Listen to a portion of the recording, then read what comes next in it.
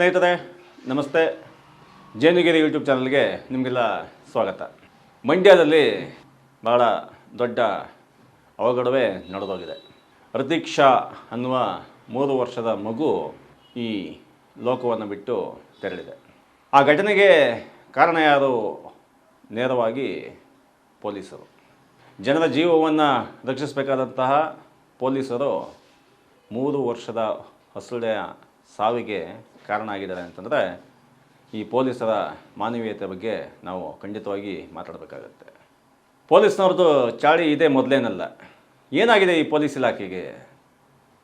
ಅದರಲ್ಲೂ ಕೂಡ ಈ ಟ್ರಾಫಿಕ್ ಪೊಲೀಸ್ ಅನ್ನುವ ಆ ವಿಂಗ್ ಇದೆಯಲ್ಲ, ಆ ವಿಂಗ್ ಬಗ್ಗೆ ಅದು ಎಷ್ಟು ಮಾತಾಡೋದು ಕೂಡ ಸಾಲದು. ಹಾಸನದಲ್ಲೇ 4-5 ಕಡೆ ಏಕಕಾಲದಲ್ಲಿ ಈ ಪೊಲೀಸ್ನವರು ಬಿಳಿ ಬಟ್ಟೆ ಹಾಕ್ಕೊಂಡು ಕಾಕಿ ಬಟ್ಟೆ ಹಾಕ್ಕೊಂಡು ದಾಳಿ ಮಾಡ್ತಾರೆ.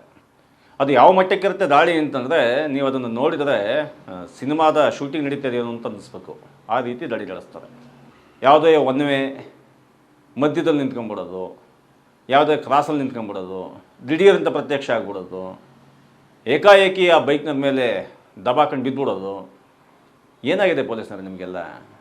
ಒಂದು ವೃತ್ತಿಯಲ್ಲಿ ಒಂದು ಘನತೆ ಅನ್ನೋದು ಬೇಡವಾ? ಒಂದು ಕೆಲಸ ಮಾಡುವಾಗ ಅದಕ್ಕೆ ಒಂದು ರೀತಿ ನೀತಿ ಅನ್ನೋದು ಬೇಡವಾ? ನಿಮಗೊಂದೆರಡು ಪ್ರಶ್ನೆಗಳು ಕೇಳ್ತೀವಿ. ಈಗ ಒನ್ ವೇ ಅಂತ ಒಂದು ಬೋರ್ಡ್ ಹಾಕಿರ್ತೀರಲ್ವ, ಆ ಬೋರ್ಡ್ ರೌಂಡ್ ಮಾರ್ಕ್ ಹಾಕಿ ಒಂದು ಯಾರೋ ಮಾರ್ಕ್ ಹಾಕಿ ಕಟ್ ಮಾಡಿರ್ತೀರಲ್ಲ ಒನ್ ವೇ ಅಂತ. ಆ ಒನ್ ವೇಯಲ್ಲೇ ನಿಲ್ಲದೆ ನೀವು ಆ ಒನ್ ವೇ ರಸ್ತೆ ಮಧ್ಯದಲ್ಲಿ ಯಾಕೆ ನಿಂತಿರ್ತೀವಿ ನೀವು? ಒನ್ ವೇ ಮೊದಲೇ ನಿಂತ್ಕೊಂಡ್ರೆ ಅಲ್ಲಿ ಹೋಗ್ತಕ್ಕಂಥ ಚಾಲಕರು ಅಲ್ಲೇ ನಿಂತ್ಕೊಳ್ಳಲ್ವಾ? ಅಲ್ಲೇ ಜಾಗೃತರಾಗಲ್ವಾ? ಆದರೆ ನೀವಲ್ಲಿ ನಿಲ್ಲಲ್ಲ. ನೀವು ಆ ರಸ್ತೆಯ ಮಧ್ಯದಲ್ಲೋ ಅಥವಾ ಆ ರಸ್ತೆಯ ಕಡೆಯಲ್ಲೋ ಬಂದು ನಿಂತಿರ್ತೀರ. ನೀವು ತಪ್ಪು ಮಾಡುವುದನ್ನೇ ಕಾಯ್ತಾ ಕಾಯ್ತಾ ಕಾಯ್ತಾ ಅಲ್ಲಿಂದ ಬಂದು ನೀವು ಅವ್ರನ್ನ ಹಿಡಿಯುವ ಕೆಲಸ ಮಾಡ್ತೀರ. ನಿಮ್ಮ ಬಗ್ಗೆ ಹೇಳ್ತಾ ಹೋದರೆ ನೂರಾರು ಕಂಪ್ಲೇಂಟ್ಸ್ಗಳಿದ್ದಾವೆ. ಇಲ್ಲಿ ಶಂಕರ ಮಠ ರಸ್ತೆಯಲ್ಲಿ ನಿಂತ್ಕೊಂತೀರ ನೀವು, ಸಂಪಿಗೆ ರಸ್ತೆಯಲ್ಲಿ ನಿಂತ್ಕೊಂತೀರ ನೀವು, MG ರೋಡಲ್ಲಿ ನಿಂತ್ಕೊಂತೀರ, ಹಾಸನದ ಹಲವಾರು ಕಡೆ ಏಕಕಾಲದಲ್ಲಿ ನಿಂತ್ಕೊಂಡು ನೀವು ಕೆಲಸ ಮಾಡ್ತಾ ಹೋಗ್ತೀರ. ವೆಹಿಕಲ್ ಆ್ಯಕ್ಟ್ 1988 ಪ್ರಕಾರ ಮತ್ತು ತಿದ್ದುಪಡಿಯಾದಂಥ 2019 ಆ್ಯಕ್ಟ್ ಪ್ರಕಾರ ನಿಮಗೆ ಸರ್ಕಾರ ಕಾನೂನಲ್ಲಿ ಬಹಳ ದೊಡ್ಡ ಅವಕಾಶವನ್ನು ನೀಡಿದೆ.